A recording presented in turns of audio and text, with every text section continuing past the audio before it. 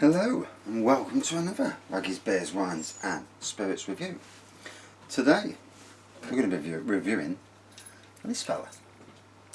So it's Most Wanted Pinot Grigio Fizz, 200ml, 11.5% volume, so basically same strength as most white wines, or shall we say a lot of white wines. They can go anything from about 5 up to 15. So, a sparkly Pinot Grigio. Now let's be fair, you don't tend to get Pinot Grigio sparkling. So, the grape is obviously Pinot Grigio, as it says. The home is from Hungary, and you find out these days that Italy's most well known for Pinot Grigio, but Hungary, places like that, are doing their own Pinot Grigio. Cheaper. The style is light, fresh, lightly sparkling, as you can see. A taste of peach, citrus and apple. Citrus on the nose, definitely apple. It's a chill and enjoy. The awards it's won is at Harper's Design Awards 2017, Best Alternative Packing Trophy. And below, the ever-popular Pinot Grigio grape is now available with Fizz. This lightly sparkling Pinot Grigio hails from Hungary and is fresh and peachy with gentle bubbles. Ideal for when you just fancy one glass of Fizz.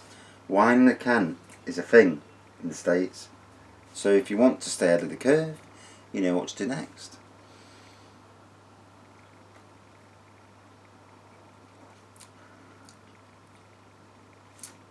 Very light.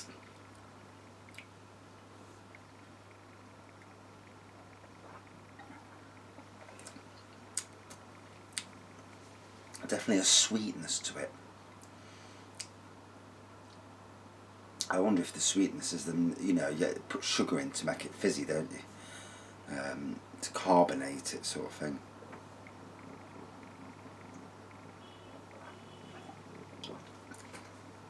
That's what home brewers do for beer, you know. You put it into the bottle after you brewed it, a spoon of sugar or drops or whatever. And that's what makes it fizzy and that. So I suppose a similar sort of thing. Yeah, it's tasty. It's okay. It's different, quirky. I think I got it. Oh, Sainsbury's or Tesco's. Not 100%. It may even be bloody Morrison's. No, I can't remember for the life of me. Let me just double back. Tesco. It's on sale at Tesco.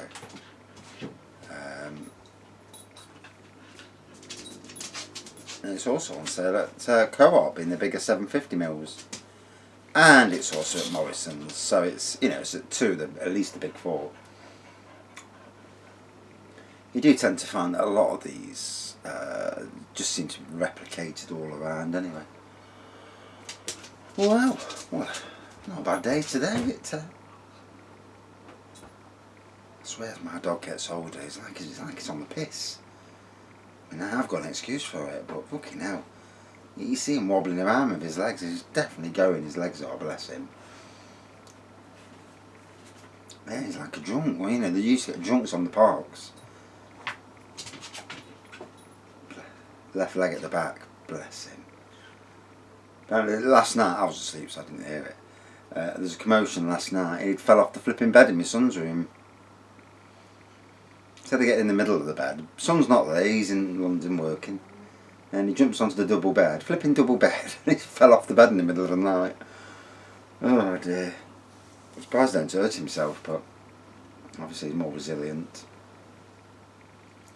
Obviously twisting and turning, and you go in and you see his legs in the air, and he puts his head on the pillow. It's so funny.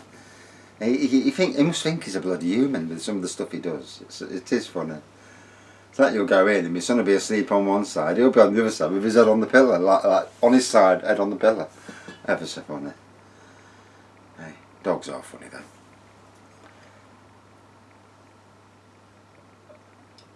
So again, sunny earlier, quite a nice day. Now, it's overcast, and it just dampens the spirit. It's bloody miserable weather.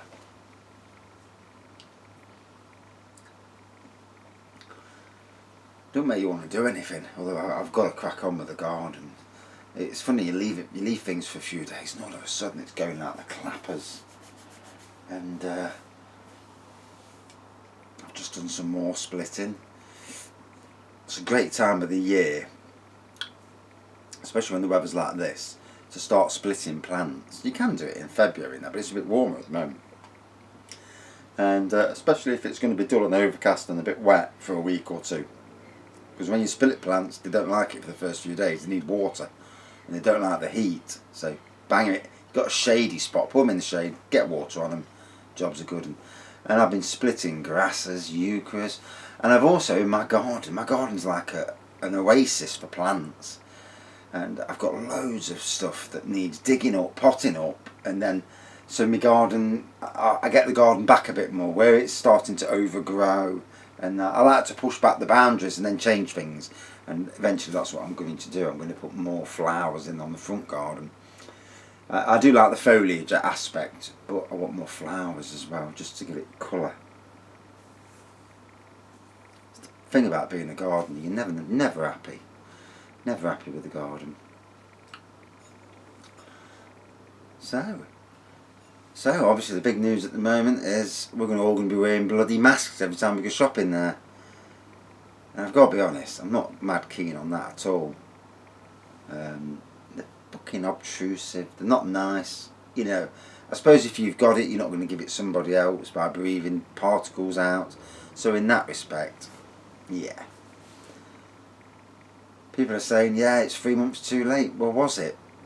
Because at the start, the PPE, they couldn't get face masks for love nor money. Now, you know, you don't hear any issues, so obviously there's no issues anymore. Companies in this country are making them.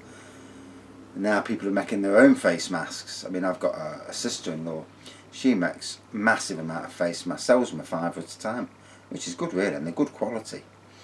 She gives the money to charity as well, so that's, you know, it's a great thing to do.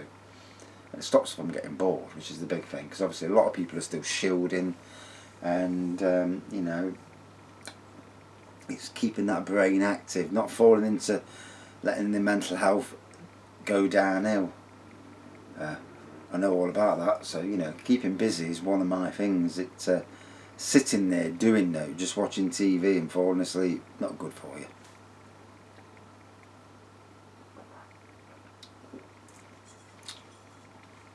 So, yeah, it's palatable. It's a little bit of fizz with it. The fizz has died off a bit now. You know, for me, a good drink to take to someone's ass. You know, you don't want to take a bottle out because it looks bad. A couple of cans of this. Yeah, oh, I've got my own wine. Shh, pour it out. Jobs are good. And also, if you go into a pub, you don't want to pay pub prices. You know, instead of paying a £5, I mean, these days, obviously, the pubs need your revenue. Maybe not so much Wetherspoons, though, because I went past the Wetherspoons the other day, and they were rammed inside. And there were no bloody social distancing at all. Tables weren't even far apart. You think to yourself.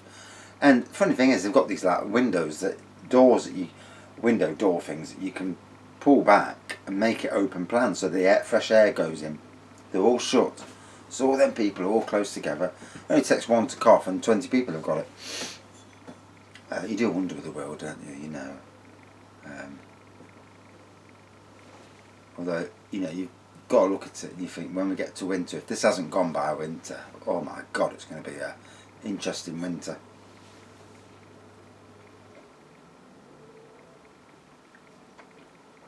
I mean, that's just gone out. So, nice tasting, out of 5. Oh, the light's back on. 4.1 out of 5. And I beg was, oh, the light's back on. God knows what that was about. So I definitely got the peach in the taste. That's probably my wife giving me some jip. Anyway, we're back on. The lights are on. Nobody's home. Anyway, yeah, 4.1 out of 5. It was okay. More, I think, towards the ladies than the blokes, you know. But interesting concept nonetheless. And nice to see a sparkling Pinot Grigio. And that's it for this beer review. Back to beer and then back to a beer review later. Right, I need to go out and see what the hell she's playing at with the lights. Thanks for watching. See you soon.